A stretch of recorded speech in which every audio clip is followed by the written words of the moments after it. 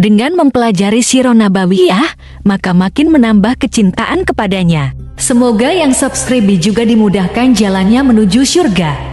Silahkan tekan tombol like supaya postingan ini semakin tersebar. Dan tulis doa serta hajat pemirsa di kolom komentar. Semoga semakin banyak yang mengaminkan, maka semakin cepat terkabul. Nabi Sulaiman alaihi salam adalah manusia terkaya sepanjang sejarah kehidupan manusia di muka bumi. Dalam beberapa kitab suci seperti Al-Quran, Alkitab, dan Injil, Nabi Sulaiman alaihi salam dijelaskan sebagai manusia terkaya yang pernah hidup di muka bumi.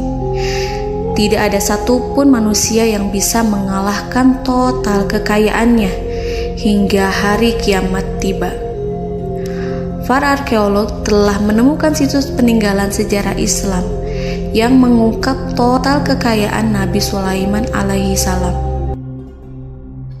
Erez bin Yosef, seorang profesor, ia menyatakan bahwa 3000 tahun yang lalu Nabi Sulaiman alaihi salam diperkirakan memiliki kekayaan senilai 2,2 triliun US dollar.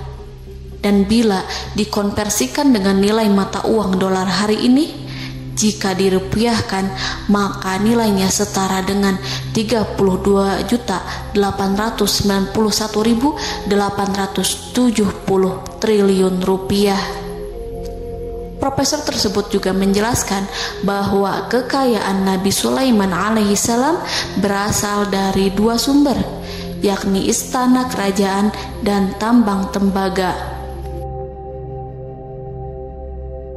Nilai itu berkali-kali lipat lebih banyak dari total kekayaan negara Indonesia yang hanya mencapai 11.454 triliun per 30 Desember 2021. Nabi Sulaiman alaihi salam memiliki beberapa mukjizat.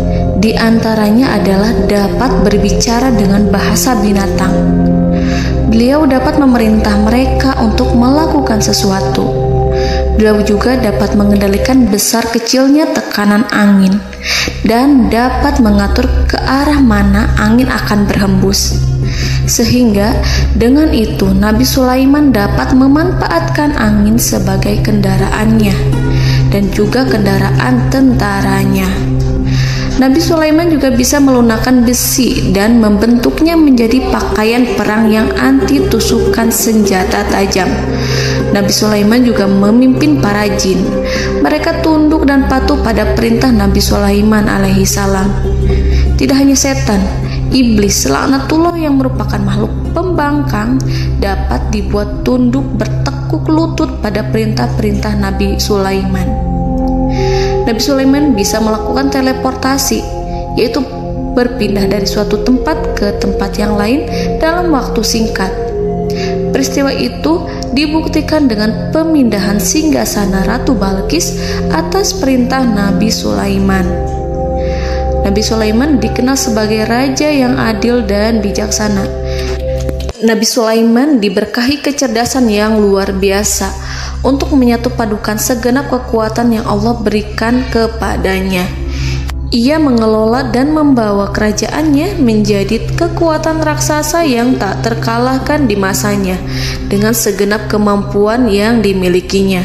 Tentara Nabi Sulaiman adalah tentara terkuat di bumi tanpa ada yang menandingi. Pertanyaan mendasar yang muncul kali ini adalah dari mana sumber kekayaan dan kekuatan Nabi Sulaiman alaihi salam? Untuk mendapatkan jawaban dari pertanyaan ini, simak video ini sampai selesai. Sebelum itu, mari bantu channel ini terus berkembang dengan cara subscribe dan nyalakan tanda loncengnya. Berikan komentar yang positif dan berikan like serta share video ini.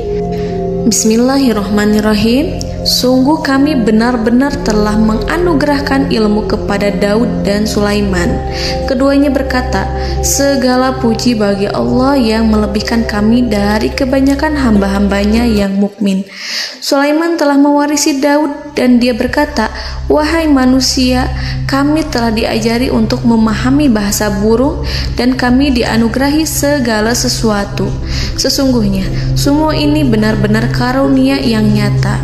Quran Surat An-Naml ayat 15-16. Saudara-saudaraku yang dirahmati Allah, pada ayat di atas disebutkan bahwa Sulaiman telah mewarisi Daud. Nabi Sulaiman mewarisi Nabi Daud dalam sisi kenabian dan kekuasaan, bukan mewarisi harta, karena para nabi tidak mewariskan harta. Sebab sepeninggalan mereka, harta para nabi menjadi sedekah bagi orang-orang yang ada di sekitarnya, yaitu orang-orang fakir dan orang-orang yang membutuhkan.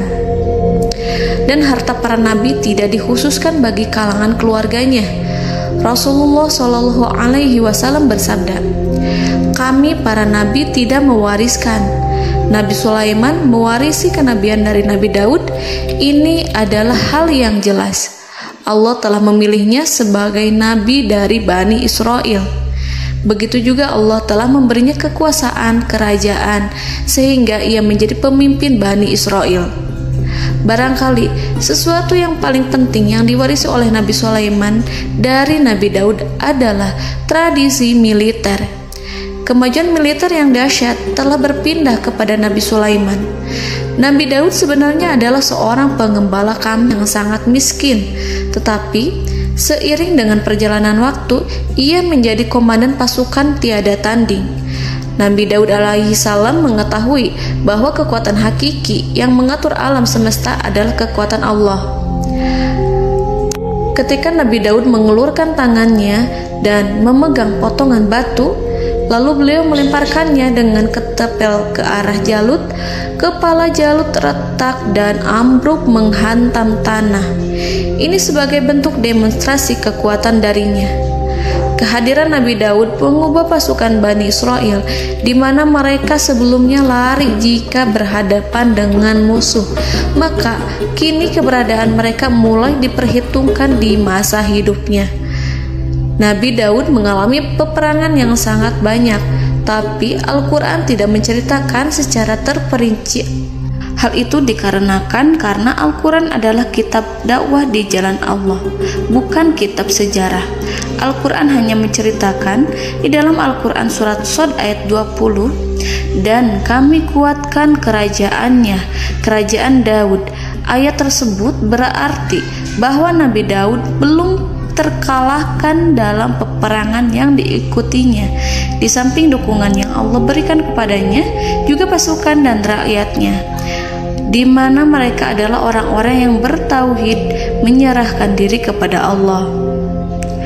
Allah Subhanahu wa Ta'ala mengajarkan kepada Nabi Daud hal-hal yang menjadikan pasukannya memiliki keistimewaan yang dengannya mereka dapat mengalahkan pasukan-pasukan lain, pasukan-pasukan besar yang ada di bumi pada saat itu. Allah Subhanahu wa Ta'ala berfirman dalam surat Saba ayat 10, "Dan kami telah melunakkan besi untuknya."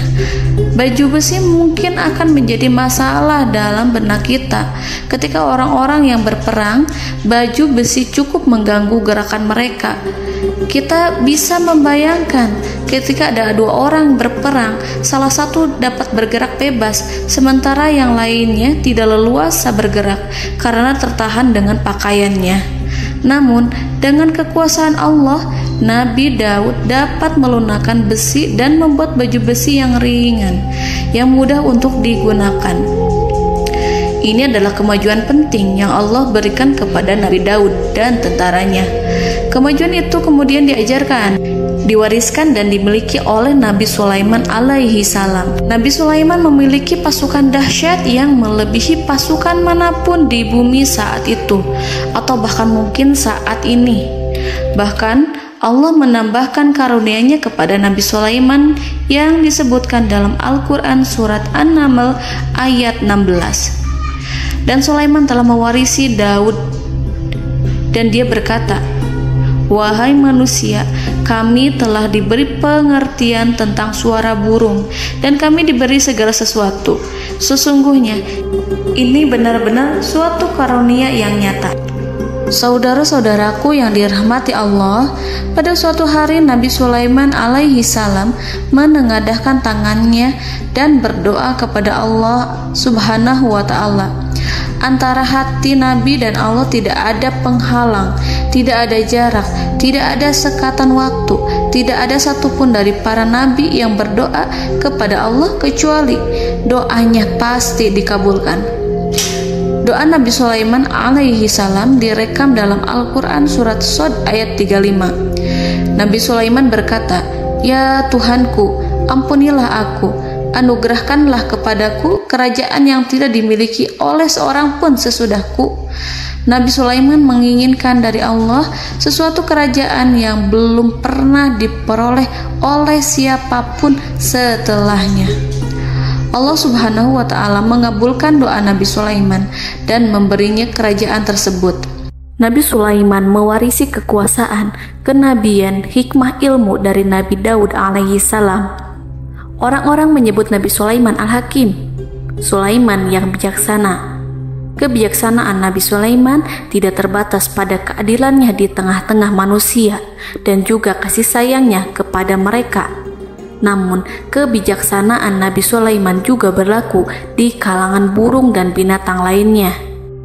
Nabi Daud juga mengenal bahasa burung, tetapi Nabi Sulaiman dapat berbicara dengan bahasa burung.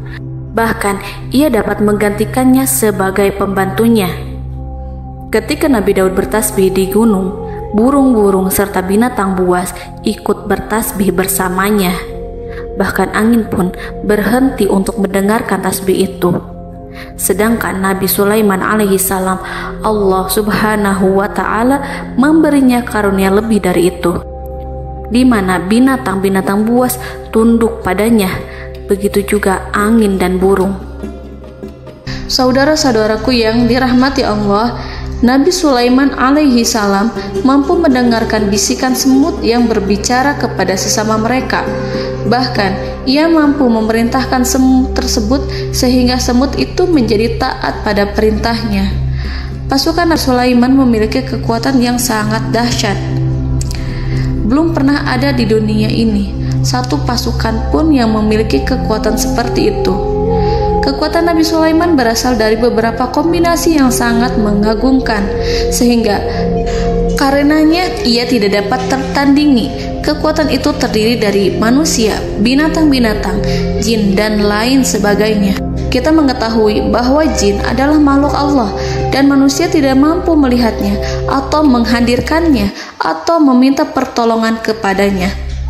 Sedangkan Nabi Sulaiman telah diberi Allah suatu kemampuan untuk menundukkan jin, mempekerjakan mereka sebagai tentara di tengah-tengah peperangan.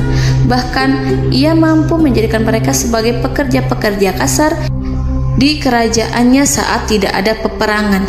Oleh sebab itu, ketika ada pasukan lain yang mencoba melawan pasukan Nabi Sulaiman, mustahil mereka akan mendapatkan kemenangan. Bahkan pasukan Nabi Sulaiman diperkuat oleh pasukan burung. Burung di pasukan Nabi Sulaiman memerankan tugas penting, yaitu menjadi agen intelijen. Kita mengetahui bahwa peranan informasi saat peperangan adalah hal yang penting. Dari informasi tersebut, pasukan dapat mengetahui keadaan lawannya. Demikianlah peranan burung pada pasukan Sulaiman. Ia terbang di tengah-tengah musuh. Kemudian, ia kembali kepada Nabi Sulaiman untuk menyampaikan berita tentang keadaan lawannya. Di samping jin dan burung, Allah juga menundukkan angin untuk Nabi Sulaiman. Nabi Sulaiman dapat memerintahkan angin dan ia mampu untuk menaiki angin tersebut. Dalam Al-Quran surat Shad ayat 36-40, Allah Subhanahu wa Ta'ala berfirman, "Kami tundukkan kepada angin yang berhembus dengan baik menurut kemana saja yang dikehendaki Sulaiman. Dan kami tundukkan pula kepadanya setan-setan, semuanya ahli bangunan dan penyelam, dan setan yang lain yang terikat dalam belenggu. Inilah anugerah kami, maka berikanlah kepada orang lain atau tahanlah untuk dirimu tanpa perhitungan, dan sesungguhnya dia mempunyai kedudukan yang dekat pada sisi kami dan tempat kembali yang baik." Saudara-saudaraku yang dirahmati Allah, Allah Subhanahu wa Ta'ala juga memberikan kemampuan yang tak seorang pun dari para nabi mendapatkannya, yaitu kemampuan untuk memerintah setan. Setan adalah salah satu bagian dari jin. Ia adalah kelompok yang celaka dari bangsa jin. Kelompok ini sebenarnya tidak mampu dikuasai oleh manusia. Bahkan jin yang soleh tidak dapat mengatur setan. Adapun Nabi Sulaiman, Allah telah memberinya kekuasaan untuk menundukkan setan dan mempekerjakannya, bahkan mengikatnya dengan rantai serta menghukumnya jika ia menentang pada perintahnya. Setan membangun untuk Sulaiman istana-istana, patung-patung, dan alat-alat perang. Bahkan setan-setan itu menyelam ke dasar lautan untuk mengeluarkan permata dan yakut untuk Sulaiman. Jika di antara setan yang menentang perintahnya, maka Nabi Sulaiman alaihi salam mengikatnya dengan rantai. Ini semua menunjukkan kekayaan Nabi Sulaiman dan kekuasaannya, di mana ia mampu mengatur banyak makhluk di bumi ini. Tentu saja, kemampuan itu semua adalah atas izin dari Allah Subhanahu wa Ta'ala sebagai mukjizat darinya. Allah Subhanahu wa Ta'ala berfirman dalam Al-Quran surat Saba ayat 12, dan sebagian dari jin adalah yang bekerja di hadapannya, di bawah kekuasaannya, dengan izin Tuhannya. Dan siapa yang menyimpang di antara mereka dari perintah kami, maka kami rasakan kepadanya azab neraka yang apinya menyala-nyala. Para jin itu membuat untuk Sulaiman apa yang dikehendakinya, dari gedung-gedung yang tinggi, patung-patung, dan piring-piring yang besarnya seperti kolam, atau periuk yang tetap berada di atas tungku. Saudara-saudaraku yang dirahmati Allah, Nabi Sulaiman yang bijaksana adalah penguasa yang tak tertandingi di muka bumi. Meskipun memperoleh nikmat-nikmat khusus yang agung itu yang Allah berikan kepada Sulaiman, beliau tetap menunjukkan dirinya sebagai manusia yang paling banyak berzikir kepada Allah dan manusia yang paling banyak bersyukur di zamannya. Saudara-saudaraku yang dirahmati Allah, sebagaimana Allah Subhanahu wa Ta'ala memberikan nikmat kepada ayahnya Nabi Daud alaihi salam, di mana ia mampu melunakkan besi, dan Allah mengajarinya bagaimana cara mencairkan besi, maka Nabi Sulaiman alaihi salam dapat memanfaatkan tembaga yang cair untuk peperangan. Dan juga di saat perdamaian, pada saat peperangan, beliau mencampur tembaga dengan besi dan menjadikannya perunggu. Mereka menggunakan senjata-senjata perunggu dalam peperangan seperti pedang, baju besi, dan juga pisau. Senjata-senjata ini adalah senjata yang paling kuat pada saat itu. Sedangkan di saat damai, tembaga digunakan untuk membuat bangunan, perhiasan, dan sebagainya. Meskipun Nabi Sulaiman mendapatkan nikmat yang besar dan karunia yang khusus, Allah Subhanahu wa Ta'ala mengujinya dengan suatu ujian yang dahsyat. Ujian yang akan selalu datang kepada seorang hamba yang soleh. Ketika hamba itu mendapatkan kedudukan besar, maka ujiannya pun menjadi besar. Allah Subhanahu wa Ta'ala menguji Nabi Sulaiman dengan penyakit.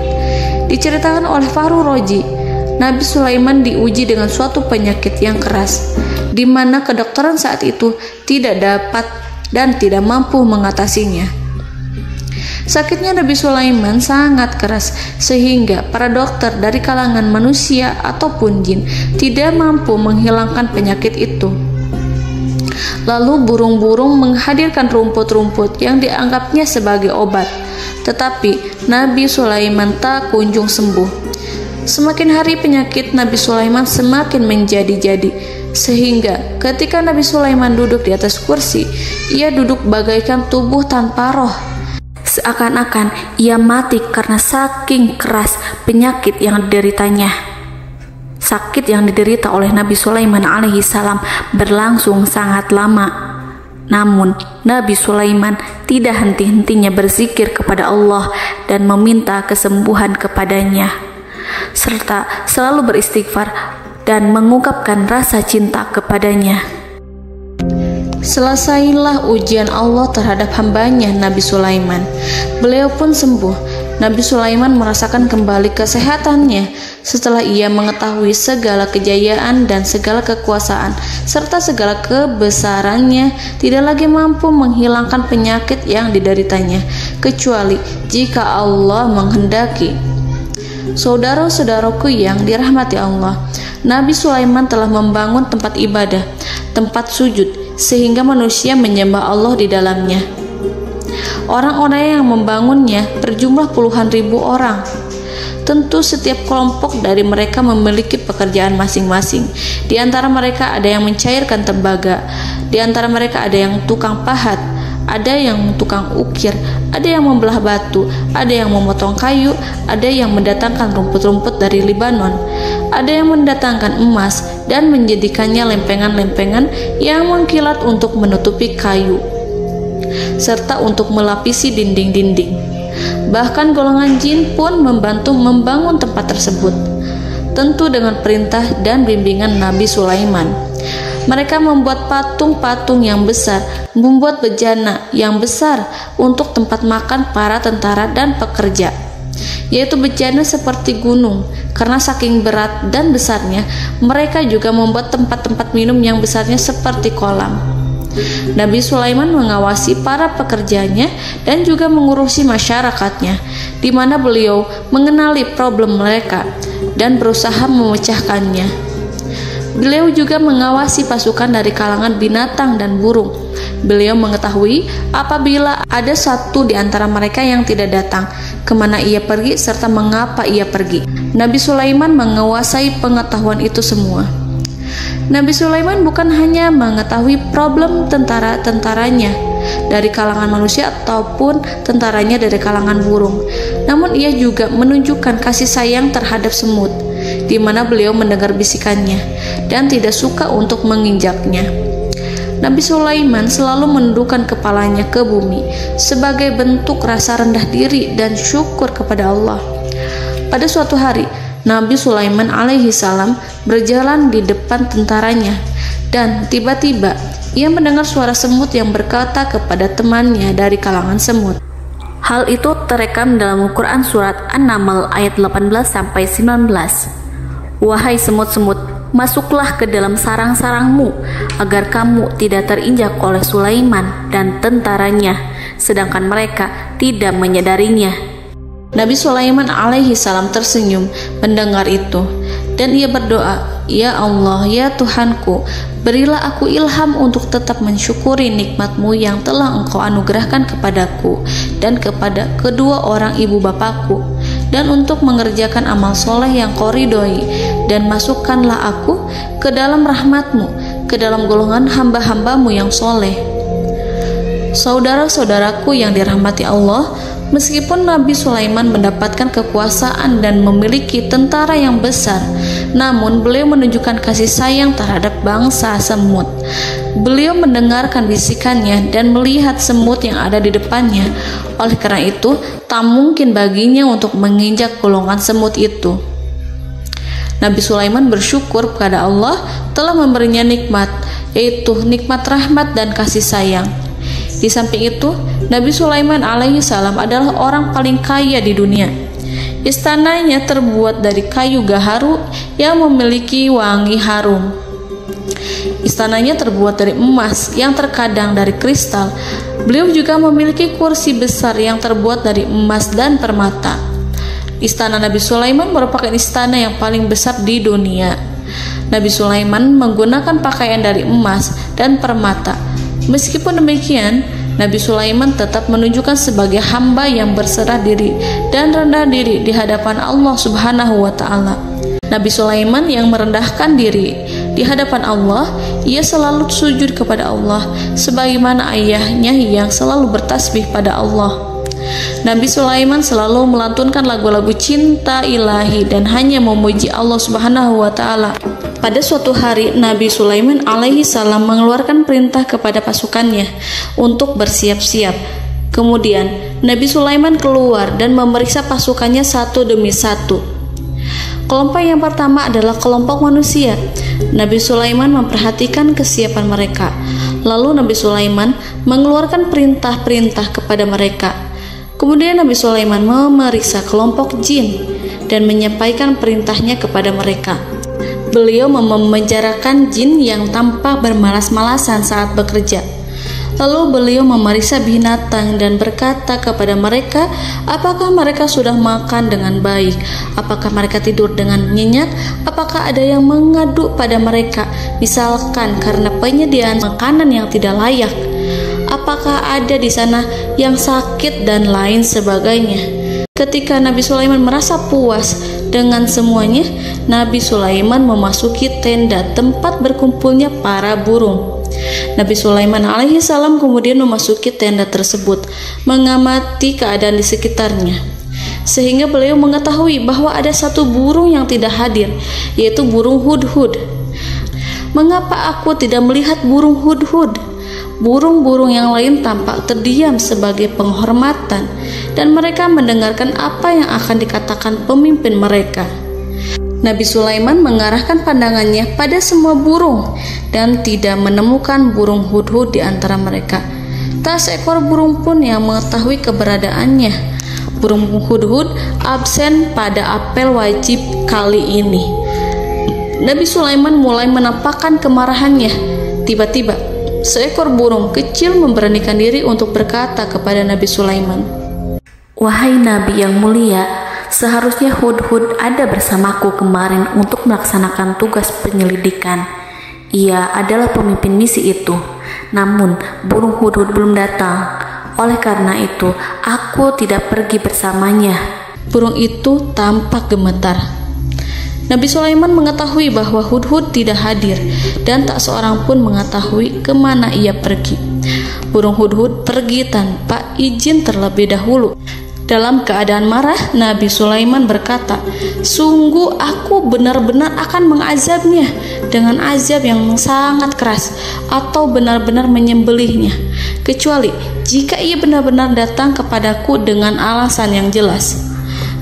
Kawanan burung-burung mengetahui bahwa Nabi Sulaiman sedang marah dan telah menetapkan untuk menyiksa burung hudhud atau menyembelihnya, atau justru memaafkannya dengan syarat ia datang dengan membawa alasan yang dapat menyelamatkannya, atau dengan kata lain, burung hudhud dapat memastikan bahwa ia melaksanakan tugas yang penting.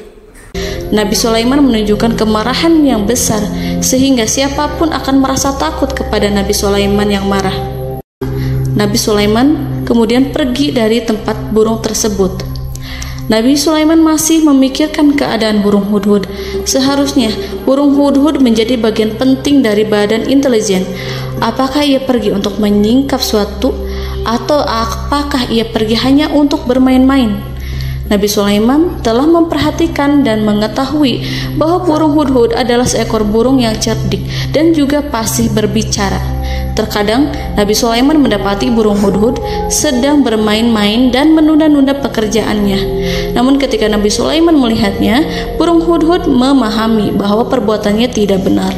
Oleh karena itu, ia tidak boleh menyampur adukan antara waktu serius dan waktu bermain. Tidak lama setelah itu, burung hudhud tiba di tempat para burung. Burung-burung yang lain berkata kepadanya, "Wahai hudhud, pergilah engkau ke tempat Nabi Sulaiman. Jika ia mengetahui bahwa engkau telah sampai, jiwamu benar-benar terancam." Mendengar itu, burung hudhud segera beranjak. Ia terbang menemui Nabi Sulaiman. Pada waktu itu, Nabi Sulaiman sedang duduk bersama tentaranya yang lain. Burung hudhud berdiri. Ia telah merencanakan untuk memulai pembicaraan dengan Nabi Sulaiman sebelum Nabi Sulaiman bertanya kepadanya kemana dia pergi. Ini sebagai bukti bahwa hudhud telah melaksanakan suatu tugas yang penting. Dalam Al-Quran Surat An-Naml ayat 22, burung hudhud berbicara, "Aku telah mengetahui sesuatu yang kamu belum mengetahuinya, dan kubawa kepadamu dari negeri Saba suatu berita penting yang diyakini." Seakan-akan burung hudhud hendak berkata, "Aku adalah hudhud yang miskin, tapi aku mengetahui apa yang tidak engkau ketahui, dan aku telah datang kepadamu dari kerajaan Saba dengan membawa berita yang sangat penting." Nabi Sulaiman tampak terdiam menunggu hudhud menyelesaikan kisahnya. Dalam surat An-Naml ayat 23-24, burung hudhud berkata, Sesungguhnya aku menjumpai seorang wanita yang memerintah mereka. Dia dianugerahi segala sesuatu serta mempunyai singgasana yang besar.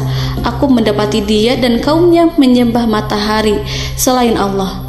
Dan setan-setan telah menjadikan mereka memandang indah perbuatan-perbuatan mereka, lalu menghalangi mereka dari jalan Allah, sehingga mereka tidak mendapat petunjuk.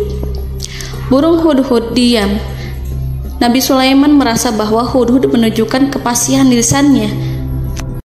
Nabi Sulaiman berkata dalam Quran surat An-Naml ayat 27 sambil menunjukkan senyum manisnya. Nabi Sulaiman berkata, "Akan kami lihat apakah kamu benar wahai hudhud, ataukah kamu termasuk orang-orang yang berdusta." Seakan-akan burung hudhud ingin mengatakan, "Aku tidak berbohong, wahai Nabi yang mulia." Namun diamnya Sulaiman membuat takut sehingga burung hudhud terdiam. Nabi Sulaiman terdiam karena berpikir, lalu ia memutuskan sesuatu setelah itu. Beliau melihat kepada lainnya dan meminta secari kertas dan pena. Nabi Sulaiman menulis surat dan menyerahkan kepada hudhud serta memerintahkan kepadanya seperti yang dikatakan dalam Quran surat An-Naml ayat 28. "Pergilah dengan membawa suratku ini, lalu jatuhkanlah kepada mereka, kemudian berpalinglah dari mereka, lalu perhatikanlah apa yang mereka bicarakan." Al-Quranul Karim hanya menceritakan dalam Al-Quran surat An-Naml bagaimana perginya hudhud dan bagaimana ia menyerahkan surat itu. Lalu Al-Quran langsung menyebut keadaan kerajaan Balqis yang saat itu sedang membaca surat di depan para pembesar kerajaan dan para menterinya. Dalam Quran surat An-Naml ayat 29-31 berkatalah Balqis, "Wahai pembesar-pembesar, sesungguhnya telah dijatuhkan kepadaku sebuah surat yang mulia. Sesungguhnya surat ini dari Sulaiman, dan sesungguhnya isinya dengan menyebut nama Allah yang Maha Pengasih lagi Maha Penyayang, bahwa janganlah kalian berlaku sombong terhadapku dan datanglah kepadaku sebagai orang-orang yang berserah diri." Saudara-saudaraku yang dirahmati Allah, dalam surat tersebut Nabi Sulaiman menyebutkan supaya mereka menyerahkan diri dan tunduk kepada perintah Nabi Sulaiman. Nabi Sulaiman memerintahkan agar mereka meninggalkan penyembahan terhadap matahari. Nabi Sulaiman tidak mempersoalkan akidah mereka dan tidak memuaskan mereka dengan apapun. Nabi Sulaiman hanya memerintahkan bahwa ia berada di atas kebenaran. Bukankah ia didukung kekuatan yang berlandaskan keyakinan yang dimilikinya? Nabi Sulaiman hanya memerintahkan mereka agar tunduk dan patuh kepadanya. Ratu Sabak menyampaikan surat tersebut di tengah-tengah kaumnya. Dalam Quran surat An-Naml ayat 32 dijelaskan, "Dan berkatalah Balqis, wahai para pembesar, berilah aku pertimbangan dalam urusanku ini. Aku tidak pernah memutuskan sesuatu persoalan sebelum kamu berada dalam majelisku." Saudara-saudaraku yang dirahmati Allah, para pembesar istana Balqis menentang surat tersebut. Isi surat itu membangkitkan kesombongan kaum Sabak, di mana mereka merasa lebih kuat. Mereka mengetahui bahwa di sana ada seorang yang mencoba menentang mereka dan mengisyaratkan peperangan kepada mereka. Lalu ia meminta kepada mereka untuk memenuhi syarat-syaratnya sebelum terjadinya peperangan dan kekalahan. Dalam surat An-Naml ayat 33, mereka menjawab, "Kita adalah orang-orang yang memiliki kekuatan dan juga memiliki keberanian yang sangat besar dalam peperangan, dan keputusan berada di tanganmu, wahai ratuku. Maka pertimbangkanlah apa yang akan kamu perintahkan." Saudara-saudaraku yang dirahmati Allah, para pembesar kaum Sabak seakan ingin berkata, "Kita siap untuk melaksanakan perang." Tampaknya ratu itu memiliki kebijakan yang lebih baik dari pembesar kaumnya. Surat Sulaiman itu membuatnya berpikir lebih jernih dan lebih berhati-hati.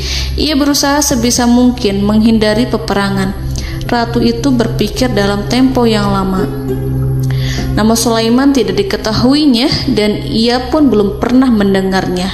Oleh karena itu, Ratu kaum Saba tidak mampu mengetahui dan mendeteksi seberapa besar kekuatan Nabi Sulaiman.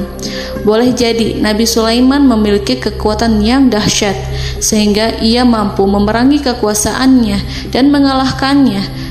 Kemudian Ratu memperhatikan apa yang ada di sekelilingnya. Ia melihat kemajuan masyarakatnya dan juga kekayaannya.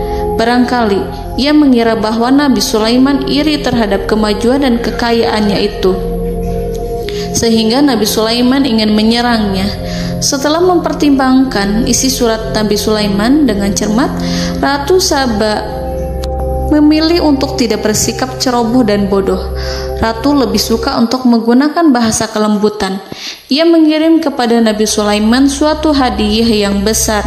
Ratu mengira bahwa Nabi Sulaiman seorang yang ambisius, yang boleh jadi ia telah mendengar tentang kekayaan kerajaan Saba. Para utusan pergi dengan membawa hadiah dari Ratu Saba. Ratu berharap agar mereka dapat memasuki kerajaan Nabi Sulaiman dan akan mengetahui kondisi kerajaannya.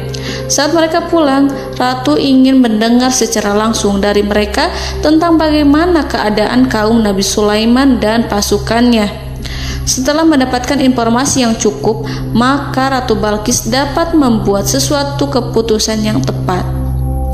Ratu menyembunyikan apa yang terlintas dalam pikirannya, lalu ia berbicara kepada pembesar istananya bahwa ia dapat menyingkap niat jahat Raja Sulaiman melalui cara mengirimkan hadiah kepadanya. Ratu lebih memilih cara tersebut dan menunggu reaksi dari Nabi Sulaiman. Ratu berhasil memuaskan para pembesar istana, dan untuk sementara ia menghilangkan ide untuk berperang. Karena para raja jika menyerang suatu desa, maka pemimpin desa tersebut adalah orang yang paling banyak mendapatkan kehinaan. Akhirnya, para pembesar kaumnya merasa puas dengan pikiran Ratu Balqis. Saudara-saudaraku yang dirahmati Allah, dalam surat An-Naml ayat 34-35 dijelaskan, Ratu Balqis berkata, "Sesungguhnya raja-raja apabila memasuki suatu negeri, niscaya mereka akan membinasakannya dan menjadikan penduduknya yang mulia menjadi hina, dan demikian pula lah yang akan mereka perbuat. Dan sesungguhnya aku akan mengirim utusan kepada mereka dengan membawa hadiah, dan aku akan menunggu apa yang akan dibawa kembali oleh utusan itu." Kemudian sampailah hadiah dari Ratu Balqis kepada Nabi Sulaiman. Para intelijen Nabi Sulaiman memberitahunya bahwa utusan Balqis datang dengan membawa hadiah. Nabi Sulaiman langsung mengetahui bahwa Ratu Balqis itu sengaja mengirim orang-orangnya untuk mengetahui atau untuk mendapatkan informasi tentang kekuatannya. Lalu setelah itu ia akan mengambil keputusan atau mengambil sikap kepada kerajaan Sulaiman. Nabi Sulaiman segera memanggil semua pasukannya untuk berkumpul. Utusan Balqis segera memasuki istana Nabi yang dipenuhi dengan pasukan yang besar bersenjata. Melihat itu, utusan Ratu Balqis tercengang dan terkejut ketika mereka melihat kekayaan yang mereka bawa tidak ada apa-apanya dibandingkan dengan kerajaan Nabi Sulaiman. Hadiah mereka tampak tidak berarti. Emas yang mereka bawa tampak tidak memiliki makna saat mereka memasuki istana Nabi Sulaiman yang terbuat dari kayu-kayu pohon gaharu yang mengeluarkan bau yang harum serta dihiasi dengan emas permata. Para utusan Ratu Balqis berdiri bersama Nabi Sulaiman dan menyaksikan bagaimana Nabi Sulaiman mengendalikan pasukannya. Kemudian mereka mulai berpikir tentang kekuatan dan kualitas pasukan Nabi Sulaiman.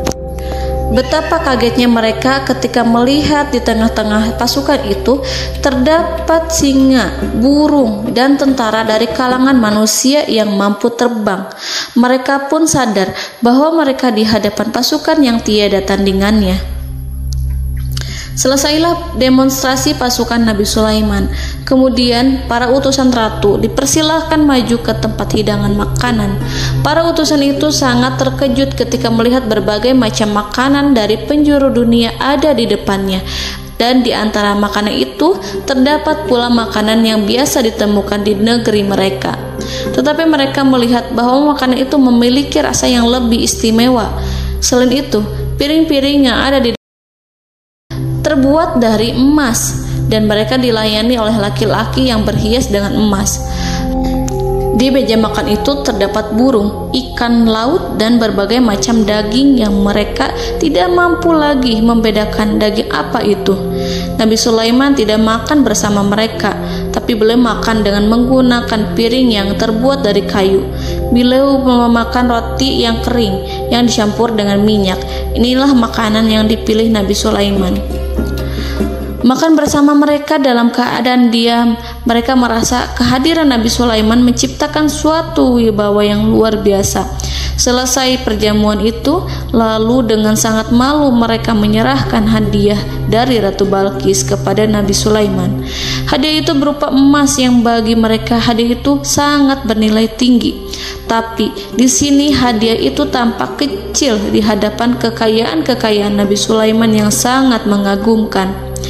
Nabi Sulaiman memperhatikan hadiah dari Ratu Balqis itu dan berkata dalam Quran surat An-Naml ayat 36, "Maka apa yang diberikan Allah kepadaku lebih baik daripada apa yang diberikannya kepadamu, tetapi kamu merasa bangga dengan hadiahmu." Raja Sulaiman menyingkap dengan kata-katanya yang singkat itu penolakannya terhadap hadiah mereka. Ia memberitahu utusan itu bahwa ia tidak menerima hadiah tersebut. Ia tidak merasa puas dengan hadiah itu. Yang membuatnya puas hanyalah, "Janganlah kalian berlaku sombong terhadapku, dan datanglah kepadaku sebagai orang-orang yang berserah diri." Lalu Nabi Sulaiman berkata kepada mereka dengan pelan. Hal itu diabadikan dalam Quran surat An-Naml ayat 37. "Kembalilah kepada mereka. Kami akan mendatangi mereka dengan bala tentara yang mereka tidak kuasa melawannya, dan pasti kami akan mengusir mereka dari negeri itu, yaitu negeri Saba, dengan terhina, dan mereka akan menjadi tawanan-tawanan yang hina." Saudara-saudaraku yang dirahmati Allah, Nabi Sulaiman kemudian meninggalkan para utusan ratu setelah terlebih dahulu mengancam mereka. Para utusan itu berharap agar Nabi Sulaiman mau menunggu kunjungan Ratu Balqis yang akan membawa misi perdamaian. Akhirnya sampailah para utusan Ratu Balqis ke negeri Saba. Mereka segera menuju istana sang ratu. Mereka memberitahu bahwa negeri mereka sedang ada di ujung tanduk. Mereka menceritakan kepada ratu tentang kekuatan Nabi Sulaiman dan tidak mungkin bagi mereka mampu melawannya. Mereka meyakinkan Ratu Balqis bahwa ia harus mengunjunginya dan melihat sendiri bagaimana kebesaran kerajaan Nabi Sulaiman. Kemudian ratu menyiapkan dirinya untuk pergi menuju kerajaan Nabi Sulaiman. Nabi Sulaiman duduk di kursi kerajaan di tengah-tengah para pembesarnya dan para menterinya serta para komandan pasukannya. Beliau berpikir tentang sosok Ratu Balqis. Nabi Sulaiman mengetahui bahwa Ratu Balqis menuju tempatnya. Balqis dikelilingi rasa takut. Nabi Sulaiman berpikir sejenak tentang bagaimana matahari disembah. Ia memikirkan bagaimana informasi yang diterima oleh intelijennya tentang kemajuan kerajaan Balqis dalam bidang kesenian dan ilmu pengetahuan. Nabi Sulaiman bertanya kepada dirinya sendiri, apakah kemajuan menjadi penghalang untuk mengetahui kebenaran? Apakah ratu itu senang dengan kekuatan yang dicapainya? Dan ia membayangkan bahwa kekuatannya adalah segalanya. Dengan kemajuan yang dimilikinya, Nabi Sulaiman ingin membuat kejutan agar ratu mengetahui bahwa Islam yang diyakini oleh Nabi Sulaiman adalah satu-satunya yang mampu mendatangkan kemajuan dan kekuatan yang hakiki, sehingga ia dapat membandingkan antara keyakinannya dalam menyembah matahari beserta kemajuan yang dicapainya dengan keyakinan Nabi Sulaiman beserta kemajuan yang diraihnya. Saudara-saudaraku yang dirahmati Allah, para mata-mata Nabi Sulaiman telah memberitahunya bahwa hal yang sangat disegani dan dikagumi oleh kaum Balkis adalah kerajaan Saba, yaitu singgasana Ratu Balkis. Singgasana itu terbuat dari emas dan batu delima. Singgasana tersebut dijaga oleh penjaga yang sangat disiplin, di mana mereka tidak pernah lalai sedikit pun. Oleh karena itu, sangat tepat apabila Nabi Sulaiman menghadirkan singgasananya di sini, di kerajaannya, sehingga ketika ratu tiba, maka ia dapat duduk di atasnya. Nabi Sulaiman ingin membuat kejutan kepadanya dan menunjukkan bahwa kemampuannya tersebut yang berlandaskan pada keislaman. Nabi Sulaiman melakukan yang demikian itu dengan harapan agar si ratu tunduk kepadanya. Ide itu terlintas dalam diri Nabi Sulaiman. Lalu ia mengangkat kepalanya dan menoleh kepada anak buahnya. Hal itu diabadikan dalam Quran surat An-Naml ayat 38. Wahai para pembesar, siapakah di antara kamu sekalian yang sanggup membawa singgasananya kepadaku sebelum mereka datang kepadaku sebagai orang-orang yang berserah diri? Saudara-saudaraku, perhatikanlah ungkapan pikiran Nabi Sulaiman tersebut. Semua pemikirannya berkisar tentang keislaman, para penyembah matahari, tentang bagaimana beliau dapat memberikan petunjuk kepada mereka di jalan Allah. Yang pertama menjawab pertanyaan Nabi Sulaiman adalah jin Ifrit. Dalam Quran surat An-Naml ayat 39, berkatalah Ifrit yang cerdik dari golongan jin, aku akan datang kepadamu dengan membawa singgasana itu sebelum kamu berdiri dari tempat dudukmu. Sesungguhnya aku benar-benar kuat untuk membawanya, lagi dapat dipercaya. Nabi Sulaiman berdiri dari tempat duduknya setelah 1 atau 2 jam. Jin itu berjanji kepadanya untuk menghadirkan singgasana Balkis sebelum itu. Istana Nabi Sulaiman di Palestina, sedangkan istana Balkis terletak di Yaman. Antara singgasana tersebut dengan singgasana Nabi Sulaiman berjarak lebih dari ribuan mil. Barangkali pesawat yang cepat sekalipun yang kita kenal hari ini tidak akan mampu membawa dan mendatangkan istana itu dalam waktu 1 jam. Tetapi masalahnya di sini berhubung dengan kekuatan jin yang serba misterius. Nabi Sulaiman tidak mengomentari sedikit pun terhadap apa yang dikatakan oleh Ifrit. Nabi Sulaiman tampak menunggu tanggapan dari yang lain yang mampu menghadirkan singgasana Balkis yang lebih cepat dari jin Ifrit. Nabi Sulaiman menoleh kepada seorang di sana yang duduk di atas naungan. Hal itu diceritakan dalam Quran surat An-Naml ayat 40. Berkatalah seorang yang mempunyai ilmu dari Alkitab, aku akan membawa singgasana itu kepadamu sebelum matamu berkedip. Maka tatkala Sulaiman melihat singgasana itu terletak di hadapannya, ia pun berkata, ini termasuk karunia Tuhanku untuk menguji aku. Apakah aku akan bersyukur atau mengingkari nikmatnya? Dan barang siapa yang bersyukur, maka sesungguhnya dia bersyukur untuk kebaikan dirinya sendiri. Dan barang siapa yang ingkar, maka sesungguhnya Tuhanku maha kaya lagi maha mulia.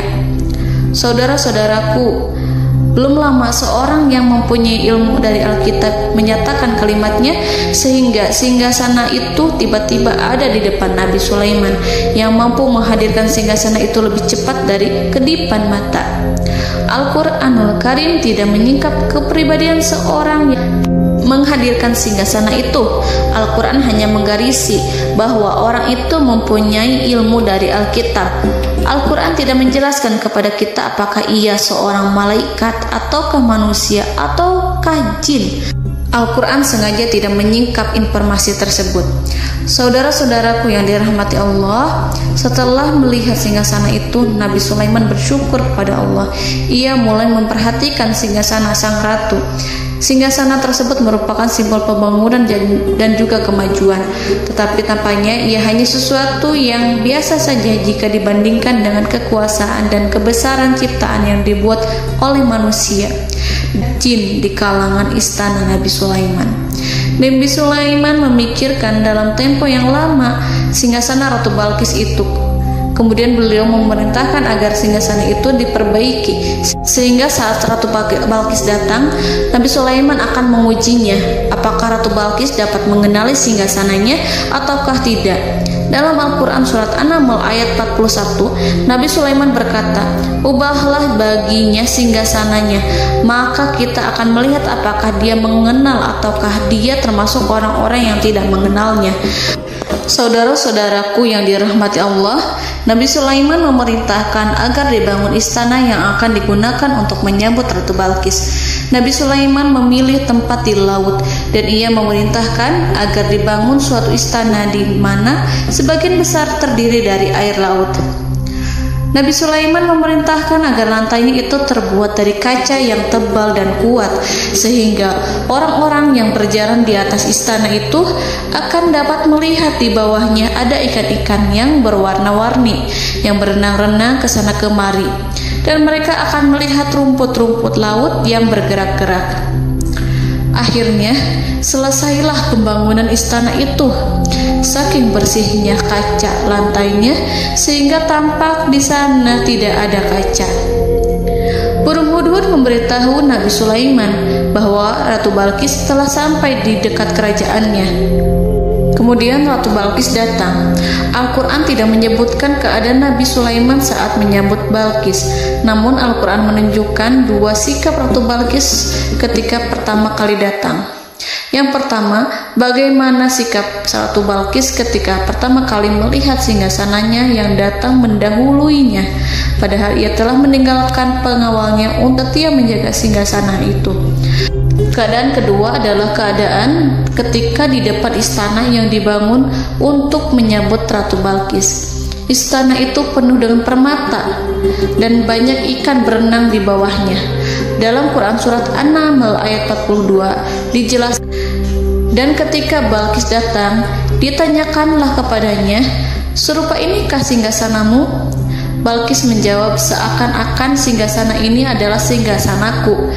Kami telah diberi pengetahuan sebelumnya dan kami adalah orang-orang yang berserah diri." Saudara-saudaraku, pada dialek di atas, Balqis melihat singgasananya dan ia tercengang saat mengetahui bahwa itu adalah singgasana miliknya. Namun kemudian ia mulai ragu karena melihat tidak sepenuhnya itu singgasana miliknya. Jika itu benar-benar miliknya, lalu bagaimana ia datang mendahuluinya? Dan bila bukan singgasananya, maka bagaimana Sulaiman dapat meniru sepersis dan seteliti itu? Padahal Sulaiman tidak pernah sekalipun ke kerajaannya. Nabi Sulaiman berkata saat melihat Balqis mengamati singgasananya, "Apakah ini singgasanamu?" Balqis terlihat sangat kebingungan, namun setelah itu ia menjawab, "Sepertinya benar." Nabi Sulaiman berkata, "Kami telah diberi ilmu sebelumnya dan kami sebagai orang-orang muslim." Saudaraku yang dirahmati Allah, melalui pertanyaan Nabi Sulaiman ingin mengisyaratkan kepada Balqis agar ia membandingkan antara keyakinannya beserta ilmu yang dicapainya dengan keyakinan Nabi Sulaiman yang muslim beserta pengetahuan yang telah diraihnya. Penyembahan terhadap matahari dan pencapaian ilmu yang dicapai oleh Ratu Balqis tanpa tidak ada apa-apanya dibandingkan dengan ilmu Nabi Sulaiman dan keislamannya. Nabi Sulaiman telah mendahuluinya dalam bidang ilmu karena keislamannya. Karena itu, sangat mudah baginya untuk mengungguli Balqis dalam ilmu-ilmu yang lainnya. Demikianlah yang disyaratkan dalam pertanyaan Nabi Sulaiman kepada Ratu Balqis. Ratu Saba itu mengetahui bahwa ini adalah singgasananya, di mana singgasana itu datang lebih dahulu daripada dirinya. Beberapa bagian darinya telah diubah saat Balqis masih di perjalanan menuju ke tempat Nabi Sulaiman. Ia berpikir kemampuan apa yang dimiliki Nabi Sulaiman. Ratu Balqis tercengang melihat apa yang disaksikannya, yang berupa buah dari keimanan Nabi Sulaiman dan hubungannya dengan Allah Subhanahu wa Ta'ala. Sebagaimana Balqis juga tercengang ketika melihat kemajuan di bidang ilmu pembangunan, seni, dan ilmu-ilmu yang lainnya. Maka ia tidak lebih kagum lagi saat melihat hubungan yang kuat antara keislaman Nabi Sulaiman dengan ilmunya, serta kemajuan yang diraihnya. Dalam Al-Quran surat An-Naml ayat 43 dijelaskan Dan apa yang disembahnya selama ini selain Allah mencegahnya untuk melahirkan keislamannya, karena sesungguhnya ia terdahulu termasuk orang-orang yang kafir. Saudara-saudaraku yang dirahmati Allah, bergoncanglah dalam benak Balqis ribuan hal ketika melihat keyakinan kaumnya runtuh di hadapan Nabi Sulaiman. Ia menyadari matahari yang disembahnya hanya merupakan ciptaan Allah, dan Allah lah yang menggerakkannya untuk hamba-hambanya. Lalu terbitlah matahari kebenaran dalam dirinya. Hatinya diterangi oleh cahaya baru yang tidak akan tenggelam seperti tenggelamnya matahari. Masa keislamannya hanya menunggu waktu. Ratu Balqis memilih waktu yang tepat untuk mengumumkan keislamannya.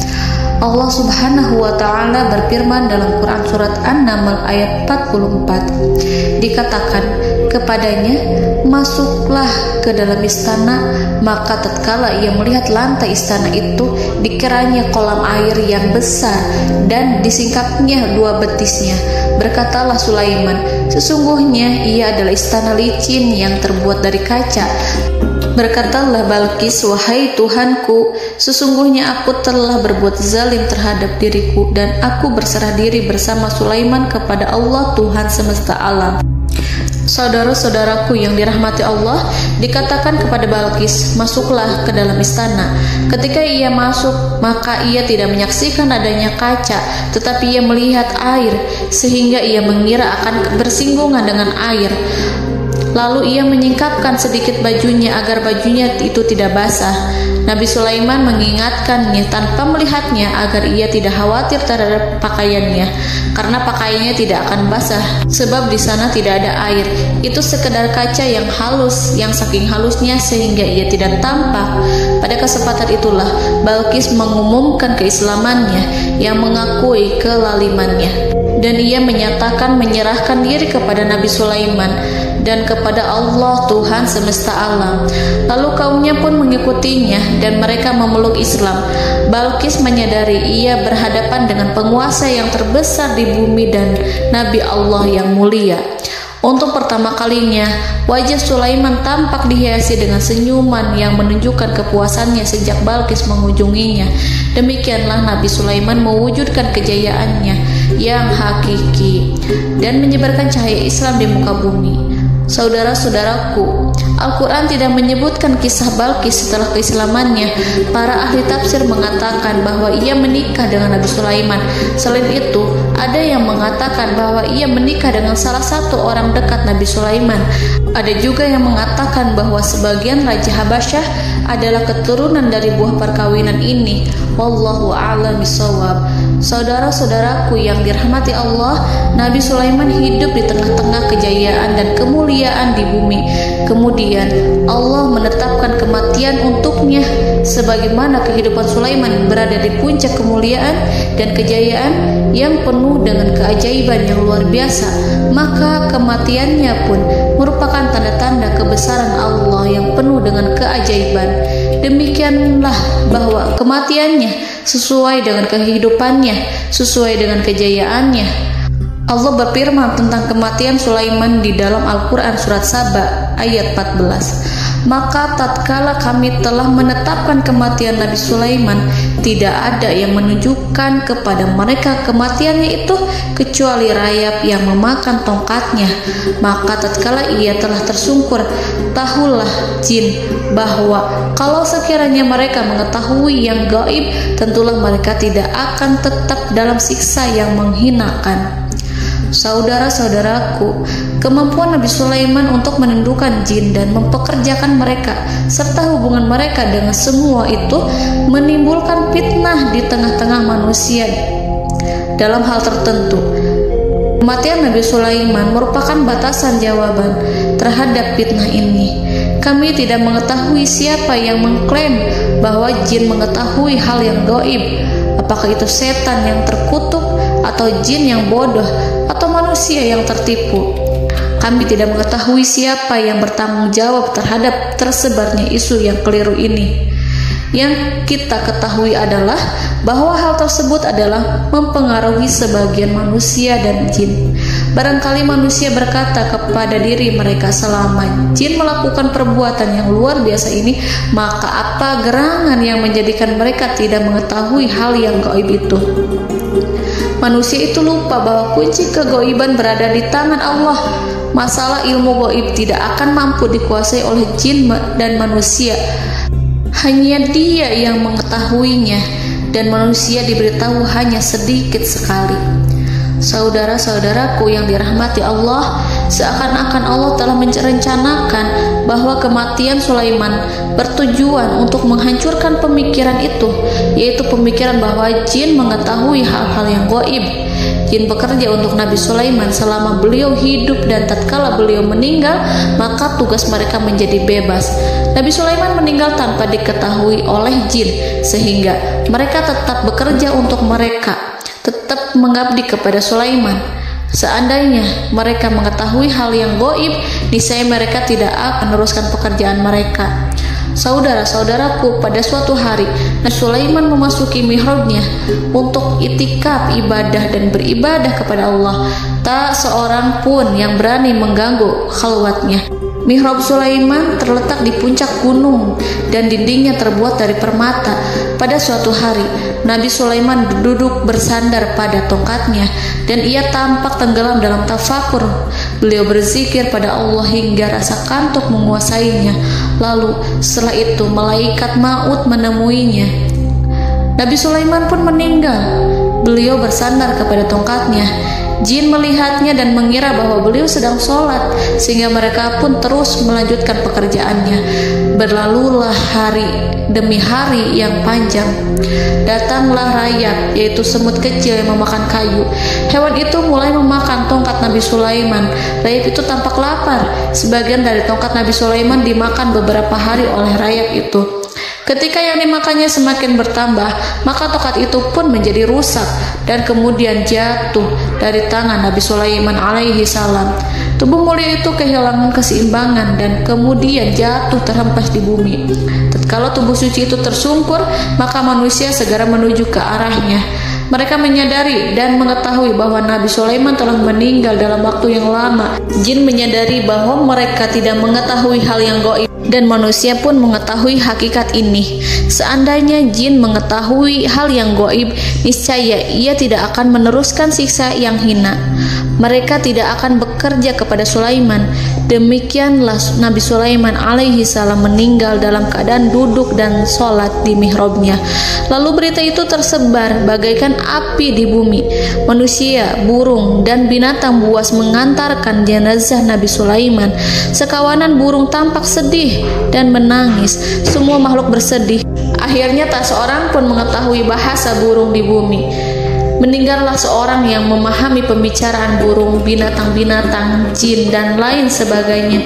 Burung-burung itu berkata, betapa beratnya kehidupan di tengah orang-orang yang tidak mengetahui pembicaraan kita. Wallahu a'lam.